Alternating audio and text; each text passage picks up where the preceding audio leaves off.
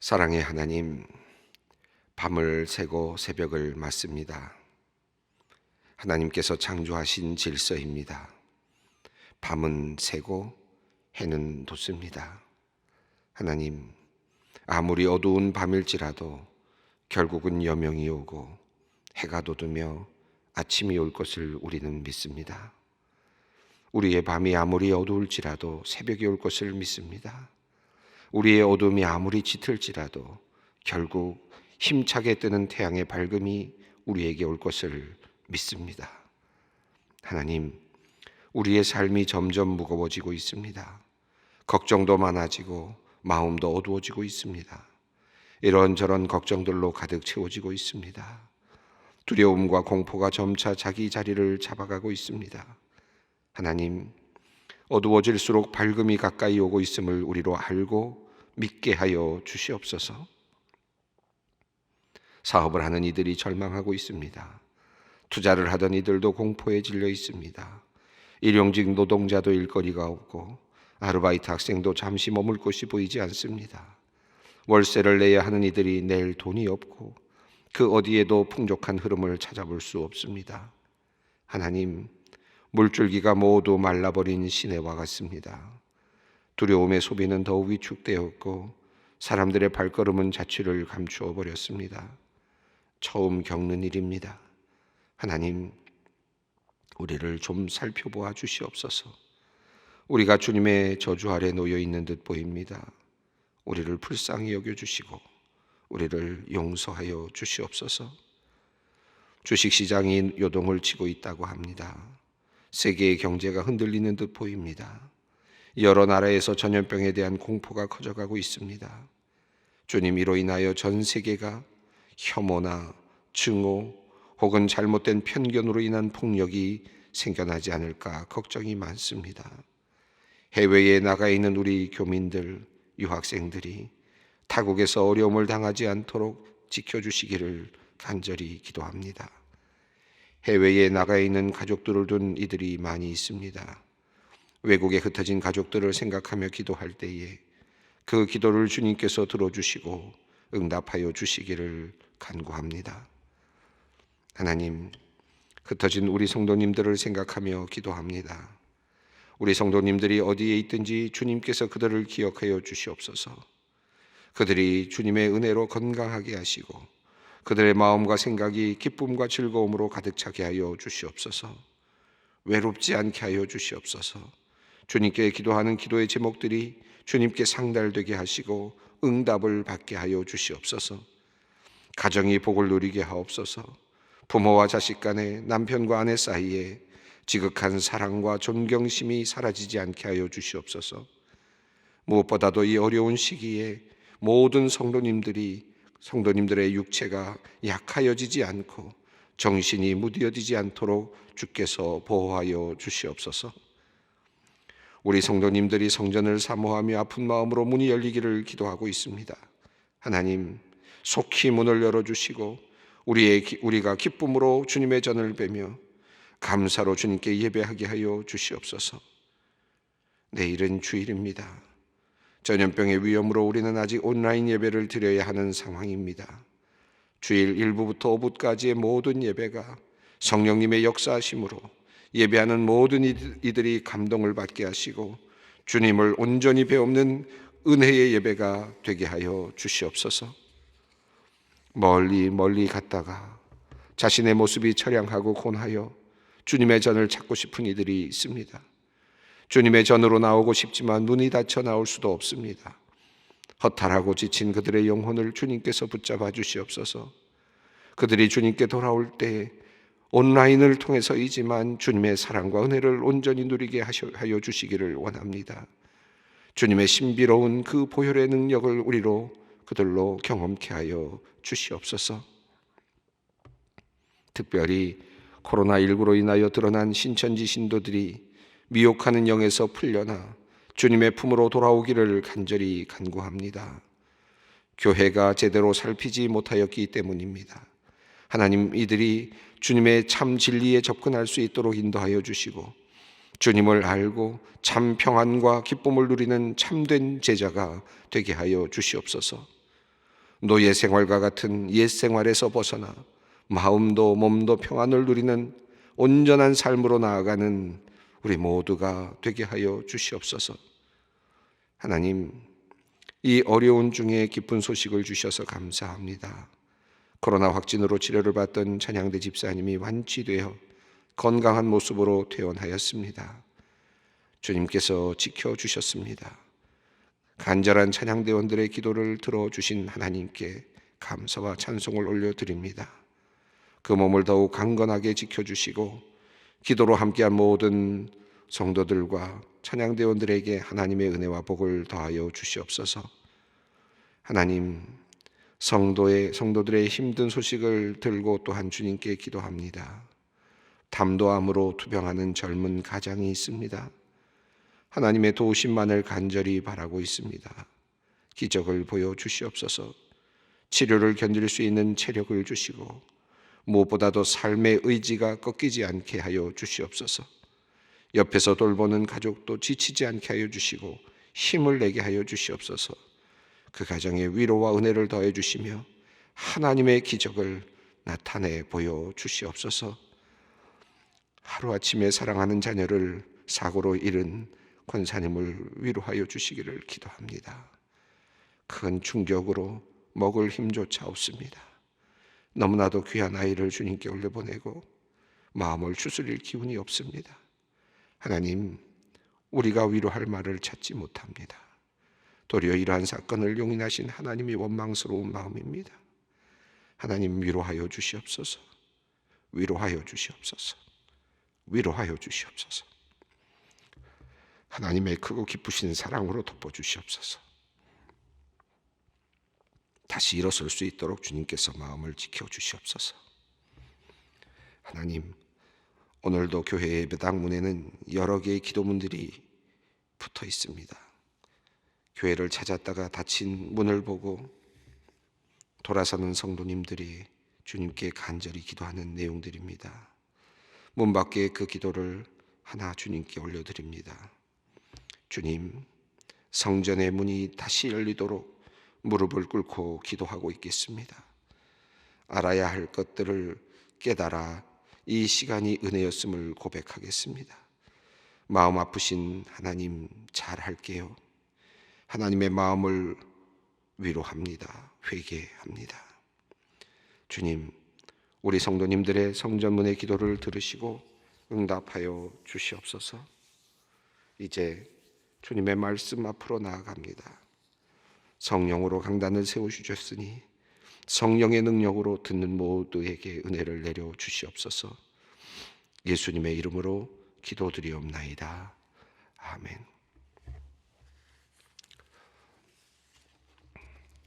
오늘 우리에게 주시는 말씀입니다. 창세기 20장 8절로 18절 말씀입니다.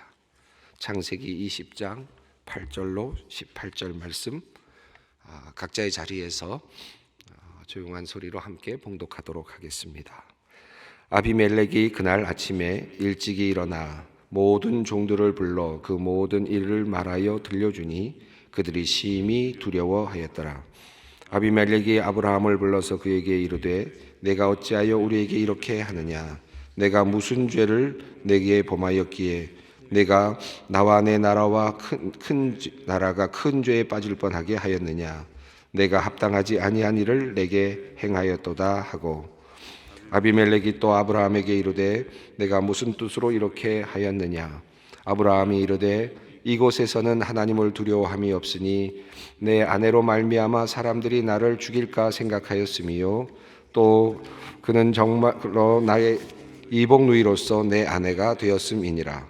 하나님이 나를 내 아버지의 집을 떠나 두루 다니게 하실 때에 내가 아내에게 말하기를 이후로 우리의 가는 곳마다 그대는 나를 그대의 오랍이라 하라. 이것이 그대가 내게 베풀 은혜라 하였노라. 아비멜렉이 양과 소와 종들을 이끌어 아브라함에게 주고 그의 아내 사라도 그에게 돌려보내고 아브라함에게 이르되 내 땅이 내 앞에 있으니 내가 보기에 좋은 데로 거주하라 하고, 사라에게 이르되 내가 은 1000개를 내 오라비에게 주어서 그것으로 너와 함께한 여러 사람 앞에서 내 수치를 가리게 하였노니 내 일이 다 해결되었느니라. 아브라함이 하나님께 기도하매 하나님이 아비멜렉과 그의 아내와 여종을 치료하게 하사 출산하게 하셨으니 여호와께서 이왕에 아브라함의 아내 사라의 일로 아비멜렉의 집의 모든 태를 닫으셨음이더라. 아멘. 지금 아비멜렉의 이야기를 지금 다루고 있습니다. 지금 아브라함이 지금 그가 살던 곳에서부터 내려와서 길갈에 머물게 되었습니다. 아브라함이 자신의 아내 사라를 지금 아비멜렉에게 보내게 되는 상황이 있었고, 아비멜렉이 그 상황 속에서 하나님께서 나타나셔서 꿈에 나타나셔서 이제 그것을 금하시는 아비멜렉에게 하나님께서 나타나시는 장면이 앞장면에 있었습니다. 이제 오늘 본문은 아비멜렉이 꿈에 하나님을 만나고 하나님의 음성을 들은 후에 이제 깨어나는 아침입니다. 아침에 그가 일어나서 어떻게 하였는지 하는 내용이 오늘 본문 속에 나타나고 있습니다. 앞서 말씀드렸습니다만은 이 이야기가 왜 이곳에 있을까? 하나님께서 이삭을 이제 내년쯤에 너희가 얻을 것이다. 아브라함과 사라에게 말씀을 하셨는데, 그리고 나서 이제 사라가 아들을 낳는 장면이 다음에 이제 이어지는데 그 사이에 들어와 있습니다. 마치 그것을 방해하려는 어떤 것처럼 이 사이에 이 이야기가 들어 있습니다. 지난 시간에 말씀드렸습니다만 이제 아이를 낳는 일인데, 아이를 낳아야 되는 이 상황 속에서 하나님께서 다른 남자를 만나게 되는 굉장히 위험한 상황이죠. 하나님의 약속이 온전하게 이루어지지 못할 수 있는 아주 위험한 상황이 도래한 것입니다. 이것을 하나님께서 어떻게 적극적으로 막고 계시는지를 오늘 본문이 우리에게 알려주고 있습니다. 자, 이 이야기 속에 참 흥미로운 것을 우리가 발견하게 되는데, 오늘 본문 또 어저께 본문 계속해서 우리가 살펴보면서 아비멜렉을 보게 되는데, 아비멜렉이 이 이야기 속에서는 아주 선한 인물로 그렇게 묘사가 되고 있습니다. 그리고 하나님을 두려워하는 인물로 그렇게 묘사가 되고 있습니다. 자, 8절 말씀을 읽어보겠습니다. 아비멜렉이 그날 아침에 일찍 일어나 모든 종들을 불러 그 모든 일을 말하여 들려주니 그들이 심히 두려워하였더라. 이 아비멜렉의 그 모습을 보면 왕인데 굉장히 큰 힘을 가지고 있었던 것 같습니다. 그런데 굉장히 지금으로 말하면 소통하는 능력을 갖고 있었다라는 생각이 듭니다. 아침에 일어나서 그가 꾼 꿈을 그 종들에게 불러서 이야기를 했다라고 하는 것입니다. 그리고 그러니까 그 모든 종들, 여기서 신하들이겠죠. 그 모든 신하들이 또 함께하는 사람들이 모두 두려워하였다라고 하는 내용입니다. 얼마든지 꿈을 숨길 수도 있었을 것 같고, 자기 나름대로 조용하게 문제를 해결할 수도 있었을 것 같은데, 그렇게 하지 않고 그가 일어나자마자 종들을 불러서 내가 이런 꿈을 꿨다, 이런 문제가 생겼다라는 것을 솔직하게 알렸습니다. 그리고 모든 사람들이 그것을 듣고 두려워하였다. 이 일에 대해서 두려워한 것이었고, 또 한편으로는 하나님에 대한 두려움이었다고 할 수 있겠습니다. 하나님께서 지금 약속의 성취를 위해서 이 큰 흐름에서 본다면 제가 볼 때는 이 이야기는 없어도 될 것 같은 이야기가 이 안에 들어있으면서 하나님의 약속이 성취되게 하기 위해서 하나님께서 그 어려운 국면이 있었을 때 직접 개입하셔서 그 문제를 해결하시는, 그 약속이 정말 약속이 되게 하시는 그런 그 역할을 하는 본문이라고 할 수 있겠습니다. 그래서 하나님께서 그렇게 직접 나타나셨는데, 아비멜렉이 이 꿈을 꾼 다음에, 꿈을 속에서 하나님을 만난 다음에 그 이야기를 나누게 되고 종들이 이제 심히 두려워하게 됩니다. 자, 그리고 나서 이어지는 장면이 이제 9절과 10절인데, 이 9절과 10절은 아비멜렉이 이제는 아브라함을 불러서 이제 이야기를 하는 것입니다. 어떻게 보면 야단을 치는 것이라고 할 수 있겠고, 아브라함의 죄를 고하는, 그렇게 설명하는 그런 부분이라고 할 수 있겠습니다. 아비멜렉의 입을 빌려서 아브라함의 죄를 이제 나타내는 그런 부분이라고 할 수 있겠습니다. 9절 말씀을 한번 읽어보겠습니다. 아비멜렉이 아브라함을 불러서 그에게 이르되 내가 어찌하여 우리에게 이렇게 하느냐? 내가 무슨 죄를 내게 범하였기에 내가 나와 내 나라가 큰 죄에 빠질 뻔하게 하였느냐? 내가 합당하지 아니한 일을 내게 행하였도다 하고, 아비멜렉이 또 아브라함에게 이르되 내가 무슨 뜻으로 이렇게 하였느냐? 상당히 화가 나 있는 듯한 느낌이 들죠. 우리 한국어로 읽어도 그렇고 내용상으로 보아도 두 번이나 계속 어떻게 해서 네가 어찌하여라는 말을 계속해서 반복하면서 어떻게 해서 네가 이렇게 할 수 있느냐, 무슨 뜻으로 이런 일을 했느냐, 의도가 뭐냐라고 하면서 아주 추궁하듯이 자신이 큰 어려움에 빠질 뻔하였다는 사실을 깨달은 그 아비멜렉은 이렇게 아브라함에게 야단을 칩니다. 그러면서 뭐라고 말하느냐면 내가 나와 내 나라가 큰 죄에 빠질 뻔하게 하였다라고 했습니다.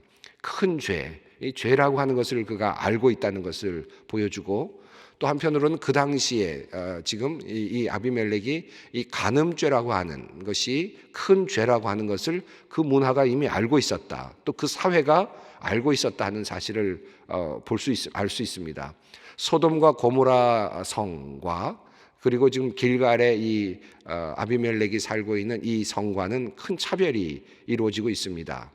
그 차별도 굉장히 재미있는 구조라고 생각이 듭니다. 왜냐하면 의인과 관련돼서 이제 이야기가 나오는데 아브라함이 소돔과 고모라 성을 하나님께서 멸하시겠다고 하셨을 때 의인이 있는데 의인과 함께 악인들을 멸하시는 것이 옳습니까? 악인들과 함께 의인을 함께 멸하는 것이 옳습니까? 그러니까 소돔과 고모라 성에 의인이 있을 것이다라고 하는 전제를 가지고 있었거든요. 물론 그 안에는 의인이 얼마나 있었는지 명확하지 않습니다. 결국은 소돔과 고모라 성은 멸망했죠. 그런데 똑같은 그 내용이, 그러니까 18장 23절에서 이제 소돔과 고모라 성을 의인들과 함께 멸망시켜서는 안 됩니다라고 말하면서 아브라함이 하나님과 기도하면서 말씀을 나누고, 그래서 의인 10명만 있으면 소돔과 고모라 성을 멸하지 않겠다라고 하는 약속을 받아내죠. 그래서 굉장히 중요한 주제는 의인입니다.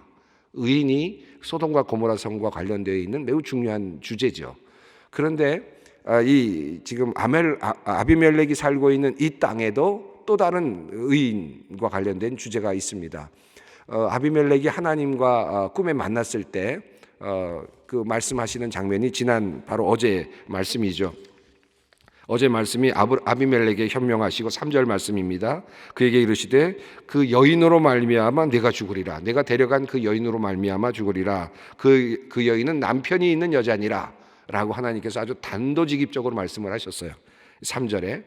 그때 4절에서 아비멜렉이 뭐라고 말하느냐 하면 나는 그 여인을 가까이 하지 않았습니다 라고 말하면서 대답하되 주여 주께서 의로운 백성도 멸하시나이까 라고 또 묻습니다. 그러니까 여기서도 또 의로운 백성에 대한 이야기가 나옵니다.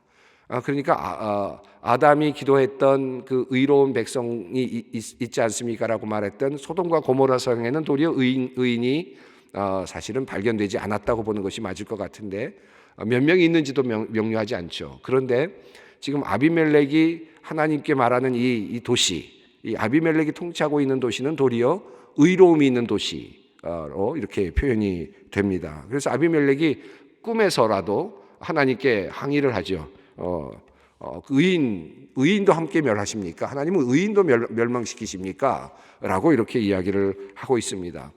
아비멜렉이 통치하고 있는 이 나라는 하나님을 잘 알지는 못했지만 그리고 또 하나님의 그 질서, 하나님의 존재를 명확하게 알 수 없었다고 할지라도 그 도시는 지금 정의롭게 이행되고 있고 간음죄는 간음죄로 다스려지고 있는, 그 큰 죄라고 생각하고 다스려지고 있는 그런 국가, 그런 나라였구나 하는 사실을 알 수 있게 됩니다. 그래서 아비멜렉은 아브라함에게 내가 큰 죄를 지을 뻔했다라고 이렇게 이야기합니다. 이것은 하나님에 대한 죄이기도 하고 또 그들이 만들어 놓은 하나의 죄에 속한다고도 할 수 있겠습니다. 내가 나와 내 나라가 큰 죄에 빠질 뻔하게 하였다라고 이렇게 이야기를 하면서 내가 합당한 일을 하지 아니하였도다. 이 말씀은 아비멜렉의 입을 통해서 주시는 하나님의 어떤 말씀이라고도 볼 수 있겠죠. 내가 합당한 일을 하지 않았다. 하나님께서는 아브라함에게 그 이야기를 직접 하진 않았어요. 그러나 아비멜렉을 통해서 책망을 받습니다. 내가 합당한 일을 하지 않았다. 아브라함의 실수입니다. 역시 또 하나의 실수가 일어났습니다. 반복되는 실수죠. 왜 반복되는 실수가 있었는지를 뒤에서 우리가 알 수 있는데, 우선 11절에서 그가 왜 이런 일을 했느냐라고 묻는 이 질문에 대해서 대답하는 내용이 나오는데, 이 내용을 한번 읽어보겠습니다. 11절 말씀입니다. 아브라함이 이르되 이곳에서는 하나님을 두려워함이 없으니 내 아내로 말미암아 사람들이 나를 죽일까 생각하였음이요. 이렇게 말했습니다. 여기에는 하나님을 두려워함이 없으니 내 아내로 말미암아 사람들이 나를 죽일까 하여 생각했다라는 것입니다. 아브라함이 생각했던 것은 이곳은 하나님을 모르는 곳이다. 그리고 하나님을 두려워하지 않는 곳이다. 그러니 이곳은 세상의 법칙이 지배하는 곳이다 라고 생각한 거죠. 하나님을 모르는 곳이, 나는 하나님을 알지만, 그래서 나는 하나님의 법대로 살아가지만 이 사람들은 하나님을 모른다. 그러니 이 사람들은 세상의 법대로 살아갈 것이다. 그러니 그들은 나를 죽일 것이다. 이렇게 생각을 한 겁니다. 세상의 법으로 살아가는 사람들이기 때문에 이들은 나를 죽일 것이다 라고 하는 생각을 했습니다. 그러나 정작 그랬습니까? 지금 아비멜렉이 통치하고 있는 이 나라는 의로운 나라, 나름의 의로움을 추구하는 나라였고 올바름을 추구하는 나라였음을 알 수 있죠. 또 아비멜렉 왕도 아주 정의롭게 일을 처리하려고 하는 모습을 볼 수 있습니다. 하나님을 만났는데 나는 의로운데 하나님께서 의로운 사람도 심판하십니까? 라고 대들 정도로 그만큼 당당한 모습을 볼 수 있고, 또 아비멜렉이 아브라함에게 말하는 모습을 보아도 내가 어떻게 이렇게 할 수 있었느냐라는 모습을 보아도 그렇고, 이후에 나타나는 아브라함에 대하여 후대하는 모습을 보아도 그렇고, 아주 그 하나님을 모르지만 그럼에도 불구하고 하나님께서 원하시는 그 질서를 지금 따라가고 있는, 자연의 질서라고 생각할 수 있겠지만, 사회적 질서라고 할 수 있겠지만 그 길을 따라가고 있는 그런 모습을 볼 수 있습니다. 우리가 믿는 사람들이 흔히 실수하는 일들이 있죠. 그것은 아브라함의 이 실수와도 비슷해 보입니다.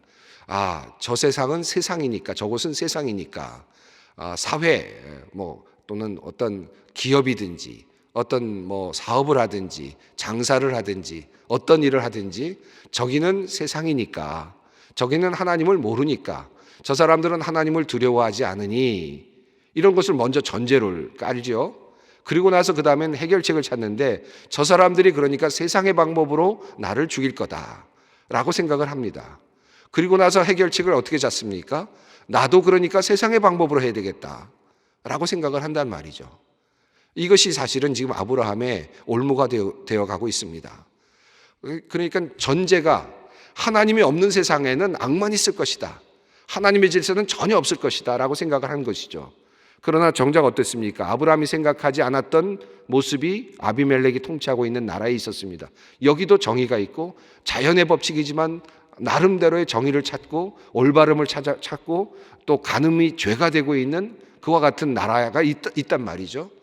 이것은 양심이고 하나님께서 주신 인간의 어떤 그 속에 숨겨져 있는 모든 인간에게 주신 하나님의 본성이라고도 할 수 있습니다. 이 마음을 가지고 살아가는 사람들이 있죠. 그런데 우리 믿는 사람들은 먼저 재단을 합니다. 저기는 악한 곳이야. 그러니까 저긴 희망이 없어. 그러니까 어떻게 할까? 저 사람들을 상대할 때는 세상적인 방법으로 하자. 아브라함의 실수는 저는 그 실수라고 생각합니다. 그래서 아브라함은 이렇게 말하면 11절 다시 한번 읽어보겠습니다. 아브라함이 이르되 이곳에서는 하나님을 두려워함이 없으니 내 아내로 말미암아 사람들이 나를 죽일까 생각하였음이요. 또 12절 말씀입니다. 또 그는 정말로 나의 이복 누이로서 내 아내가 되었음이니라. 앞서 지난 시간에 말씀드렸습니다마는 세상이 악하다, 그러니까 내 나름대로 지혜를 모아서 대처해야 되겠다, 세상적인 방법으로 대처해야 되겠다.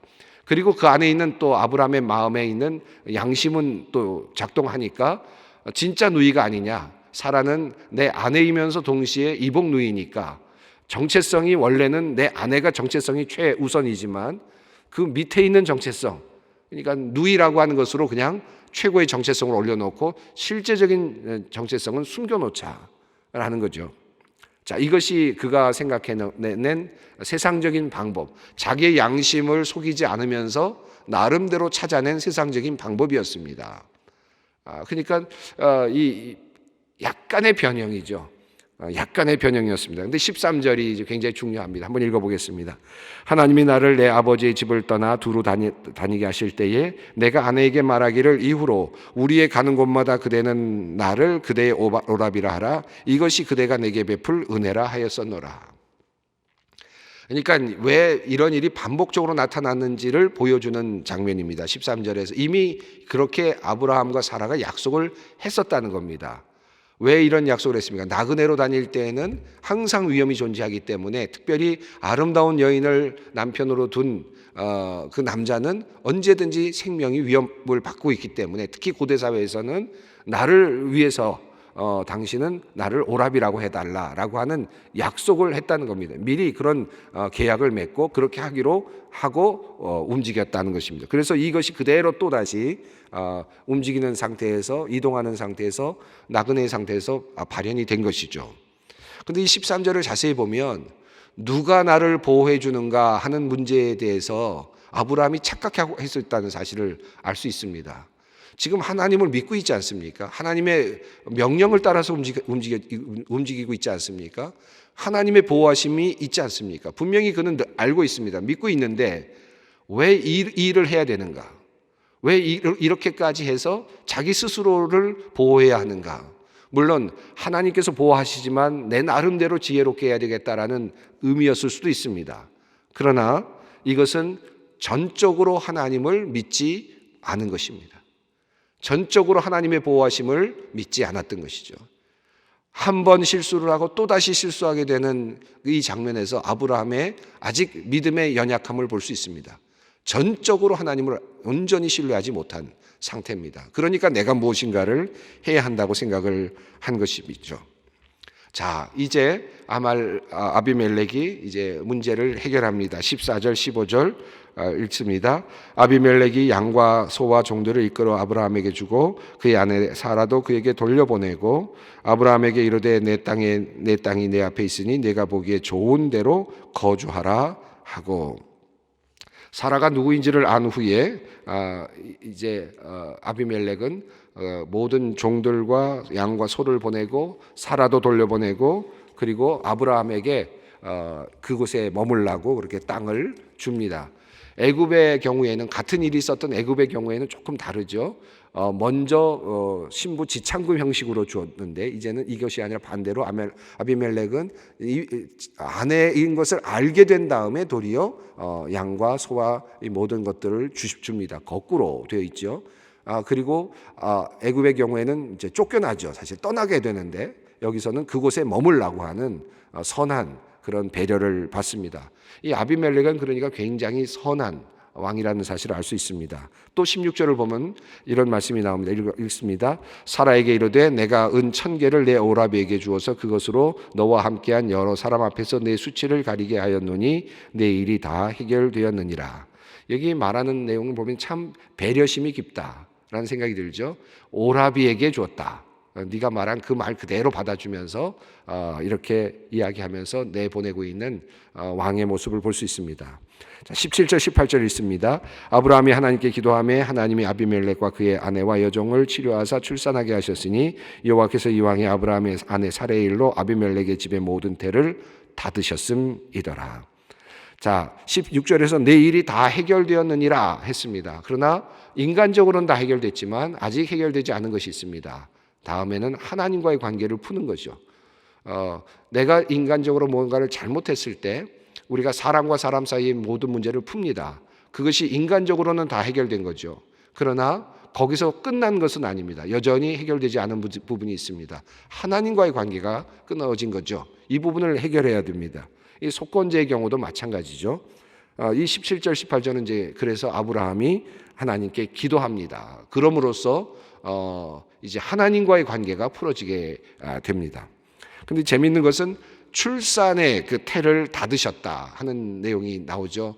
하나님께서 사라를 아비멜렉의 집으로 들어가게 하셨을 때, 사라가 아비멜렉의 왕궁으로 들어갔을 때 아비멜렉의 모든 태를 닫으셨다. 왜 그렇게 하셨을까요? 하나님의 약속, 다시 말하면 이삭과 사라가 서로 사랑하고 또 그래서 아이를 갖고 그래서 이삭을 낳아야 되는 이 엄중한 하나님의 역사가 이루어져야 되는데 만약에 그의 태를 닫지 않으셨다면 어떻게 되겠습니까? 결국 오해가 일어날 수 있고 약속의 성취가 모호해질 수 있었기 때문에 하나님께서는 그것을 완전히 닫아두셨던 거죠. 모든 것이 불가능하도록 만들어 두셨습니다. 그리고 이제 다시 사라가 돌아오자 하나님께서 그 태를 다시 열어주십니다. 하나님께서 이삭이 태어나게 하는, 약속의 아들이 태어나게 하시기 위해서 일하고 계시는, 열심히 일하고 계시는, 분명하게 그 약속의 아들이 태어나도록 하시고자 하시는 그 약속이 이루어지기 위해서 최선을 다해 일하고 계시는 그런 하나님의 모습을 볼 수 있습니다. 자, 오늘 우리 약속을 이루기 위해서 열심히 일하시는 하나님의 모습을 우리가 깊이 또 생각하면서 우리 기도의 자리로 나가도록 하겠습니다. 함께 기도합니다. 하늘에 계신 우리 아버지, 아버지의 이름을 거룩하게 하시며 아버지의 나라가 오게 하시며 아버지의 뜻이 하늘에서와 같이 땅에서도 이루어지게 하소서. 오늘 우리에게 일용할 양식을 주시고 우리가 우리에게 잘못한 사람을 용서하여 준 것 같이 우리의 죄를 용서하여 주시고 우리를 시험에 빠지지 않게 하시고 악에서 구하소서. 나라와 권능과 영광이 영원히 아버지의 것입니다. 아멘.